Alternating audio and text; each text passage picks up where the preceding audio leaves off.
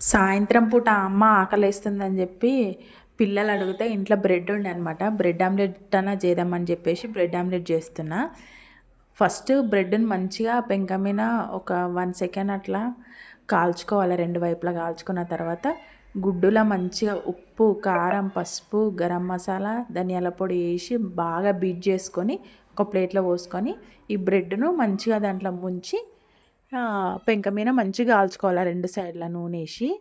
అయితే బ్రెడ్ ఆమ్లెట్లా టమాటా ముక్కలు, ఉల్లిపాయ ముక్కలు, పచ్చిమిర్చి, కరివేపాకు, కొత్తిమీర అన్నీ వేసి కూడా కొంతమంది వేస్తారు. అట్లా బాగుంటుంది టేస్ట్. కానీ మా పిల్లలు తినారని చెప్పేసి నేను మామూలుగానే ప్లెయిన్గానే వేసి ఇస్తాను అనమాట. బ్రెడ్ ఆమ్లెట్లా టమాటా సాస్ పెట్టుకొని తింటే సూపర్ ఉంటుంది అసలు. ఇక తినేసినాం, మేము ముగ్గురం తిన్న తర్వాత ఇక కూరగాయలన్నా తెచ్చుకుందామని చెప్పేసి మార్కెట్కి బయలుదేరినాం అనమాట. సండే బాగుంటుంది శంకరపల్లిలో మార్కెట్, కూరగాయలు ఫ్రెష్గా దొరుకుతాయి అన్నమాట. సండే మళ్ళీ వెనస్డే 2 రోజులు.